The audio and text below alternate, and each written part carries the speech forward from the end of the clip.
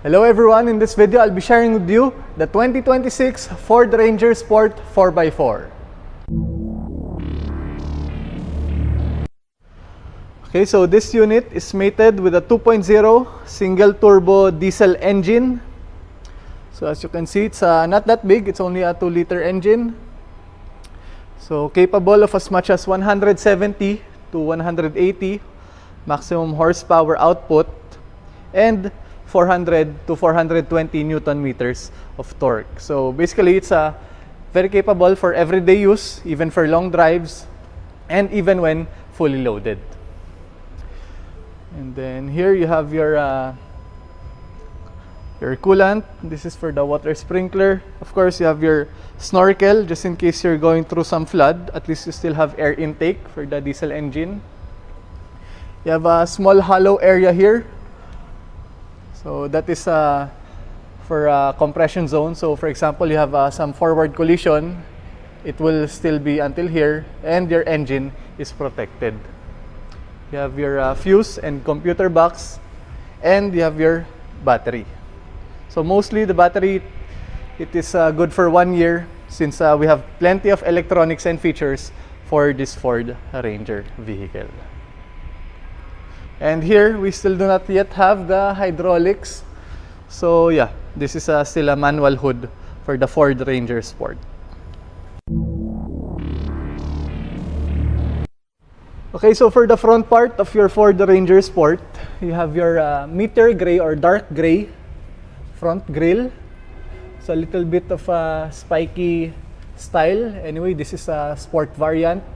And you already have your C-clamp, LED, daytime running lights, your LED headlights, and your LED high beam. And then this is your halogen turn signal indicators.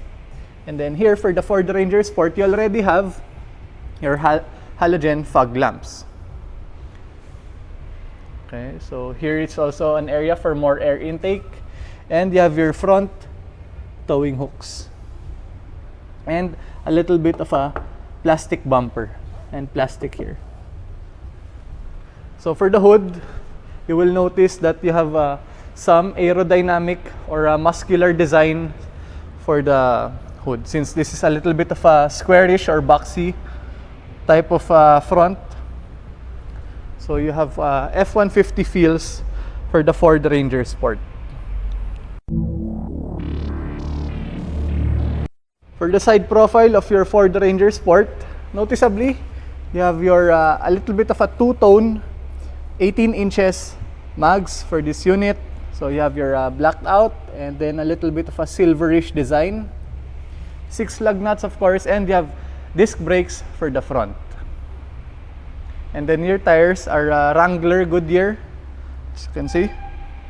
So basically, it's good for city driving and a little bit of dirt road or off-road driving. Especially this unit is a 4x4, so you will have traction in the front wheels anyway.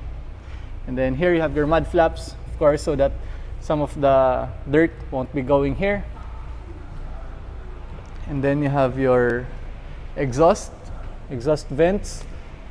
So at least, so the hot air from the hood or under the hood, it has an exhaust. So this is functional. And then here we have body color for the Ford Ranger Sport. Anyway, this is Meteor Grey. Turn signal indicators. And in this unit, you still do not have yet your fog lamps, your puddle lamps, so it's not available here. Then here we have your step board, so it's anti-slip, very nice. So you can see the spikes. So very useful, especially when off-roading or when it's a little bit dirty. So when it's slippery, at least you have your anti-slip step board. Here you already have your smart keyless entry. So if you'll notice, this is to lock. This is to unlock, as long as you have your key fob with you. For the Ford Ranger Sport, we still don't have any roof rails yet. That's only for the Ford Ranger Wildtrak, the higher variant. And for this one, we still have your drum brakes. So we still have drum brakes for the Ford Ranger Sport. So in the Ford Ranger Wildtrak, the higher variant, we already have disc brakes. Same tire, same mugs design, 18 inches. And you have your leaf spring suspension. So capable of as much as 1,200 kilos. And one of my favorite parts and most useful is you have your rear box steps. So it's also anti-slip and it's capable of carrying and supporting really heavy people. So I've seen it in action. It's proven and tested for me. So for the rear area of your Ford Ranger Sport, well, noticeably you have the Sport badge. So same as the Everest Sport. But this one, you don't have anymore the 4x4 emblem, even though this is a 4x4 unit. Of course, you have your big Ford logo. So very authoritative when you see the Ford logo. You have your backup camera and you have also the Ranger engravement. So before, it's only available for Navara. Now we also have it for the Ford Ranger. You have your third brake light and you have your brake lights as well as your tail lights over here. So we still do not have yet any rear sensor, but you have the rear view camera as mentioned. And these are steps that you can also step on, since in other pickup trucks here in the Philippines, you cannot step here, you can step on these. And you even have your anti-slip spikes here. And then this one is already very light, since you have this one, the tailgate lift assist. So this is the mechanism that makes it very light. So even just a few fingers, you can carry the tailgate. Very nice. Designed for the bed liner. It's you have your lines so that it's easy to load and unload the cargo. And of course, you have your 6 tie down. So one tie down. Sorry. So you have your 1 tie down, then 2, and you have your third one here. So 2 sides, total 6.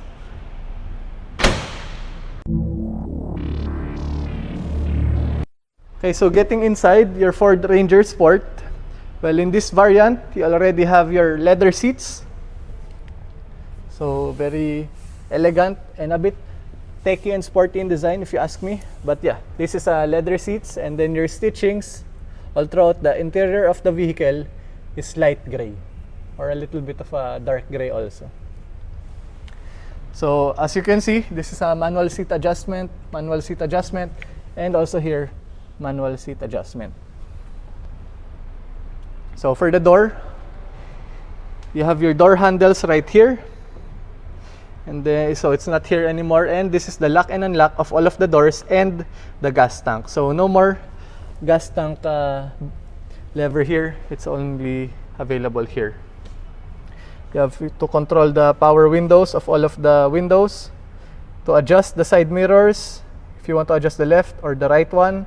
And this is to fold the side mirrors electronically even when your vehicle is moving. And then this one is to lock the windows. Okay, so a little bit of a plastic design here, soft touch leather. And then here you have a good space, so for some of your bottles or some of your documents, and I put my flashlight here. So yeah. So getting inside, you have a little bit of an anti-slip step here. You have for your hood, and these are your controls for the headlights. So basically, you turn this one, and then this one is off. This is parking lights, automatic headlights, and standard headlights. And then this one is to activate your fog lamps. This one is to adjust the brightness of the screens. And then this one is for the loading of the... So if your bed liner is loaded, you have to adjust your headlights. This is for your headlight leveling. So you can adjust them.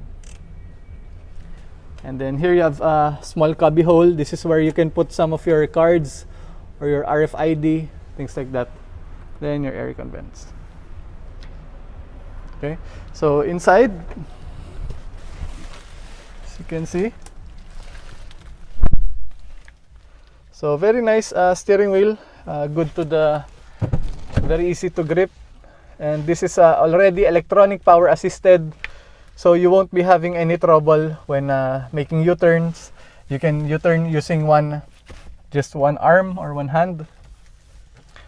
And then I like this one, the the molding here, it makes it very easy to maneuver, even using just one hand.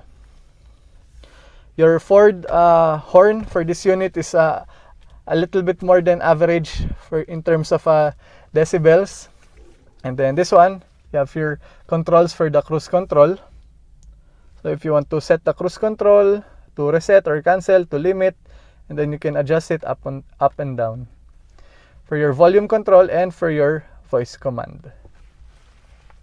Okay, so here, this is to control the instrument cluster, which is 6 inches. So that's a digital.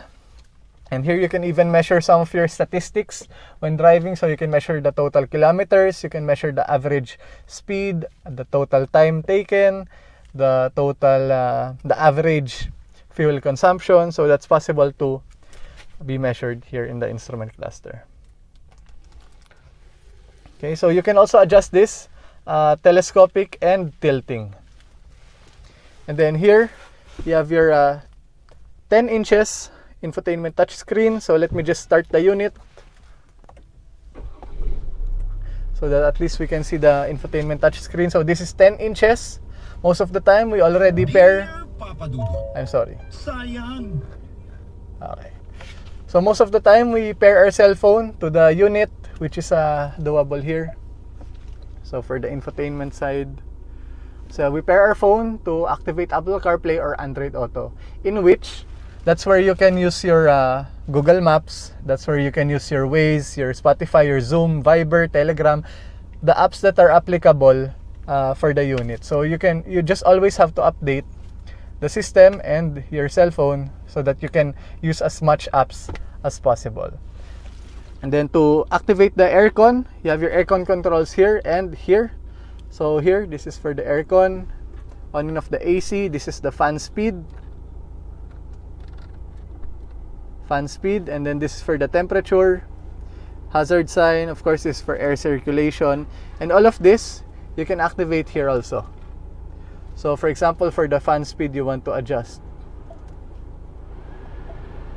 or for the temperature you want to adjust, also possible here. Okay, and then here you have your wireless charging, you have for your Type-C and USB type charging, and then this is your 4x4 gear shifter. So right now obviously it's in 4x2 high, 4x4 high, 4x4 low. So to adjust this, as much as possible we stop the unit. Although it's possible on the fly, you can adjust 2 high to 4 high even while driving or in transit, but I suggest always you stop the vehicle, neutral or park, and then that's when you adjust. So to adjust, you just twist it literally, so it's already in 4 high, then you can adjust it back. So we will be having the, so you see 2 high, and then I'll put it to 4x4. You'll see the indicator 4 high. Okay. So let me put it back to 4x2, and then these are your some of your functions. This is a hill descent control, this is traction control, this is your driving modes. So we have some driving modes here, let me show you. So for example, I'll click the driving mode button. You have your normal mode, normal mode, you have your normal mode, eco mode, towing or hauling, and you have your slippery mode. Basically normal mode is the mostly used, since if you always use eco mode, well, in eco mode it's a little bit more fuel efficient, but the engine is not really that responsive, so it's mostly for city driving. Anyway, this is your electronic rear locking differential. So if one of your rear wheels are stuck, so you can use this so that both wheels will turn at the same time, since most of the time the wheels are not turning all at the same time, or at the same rate, or at the same kind of turning measurement, whatever that is. Anyway, so this is your handbrake. Obviously it's manual. In the wild track it's already just a button, but here you have your manual handbrake. And then this is your gear shifter. Obviously this is this is not lighted even for the wild track, so it's only lighted for the Raptor. So you have your manual mode also. This is your plus minus for your manual mode. And then here, what's nice is you have your 12 volts inverter and some good compartment space. Here in front of the front passenger, you have your cubby hole, a little bit of a cubby hole. It's rubberized for your cell phones, gadgets, or wallets. And then some glove compartment space. Okay, you already have your rear view mirror, very nice. And some lights.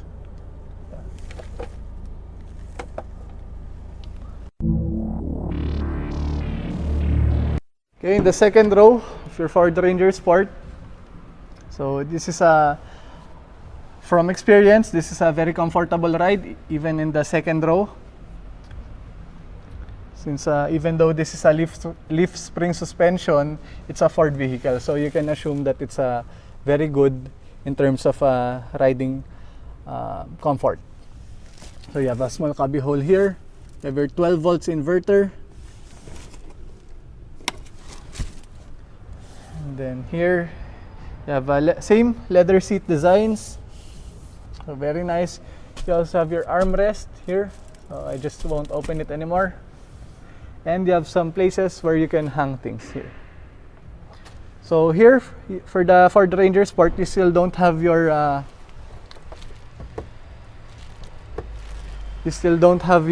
what do you call this, your aircon vents. It's only available for the Ford Ranger Wildtrak, which is the top of the line. But here, what's important is you have a very nice ride.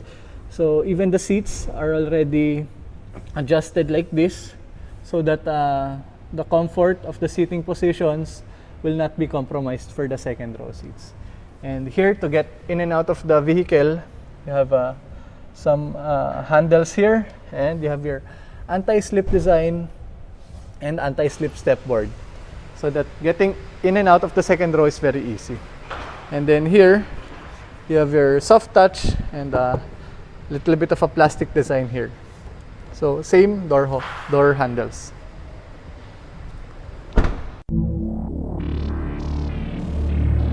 Okay, so that is it for the Ford Ranger Sport 4x4. I hope you found this useful. Please like this video, subscribe to our YouTube channel, and share it with your friends who you think this might be useful. For any inquiries, you can contact me at 0936-994-6643. Thank you so much for watching.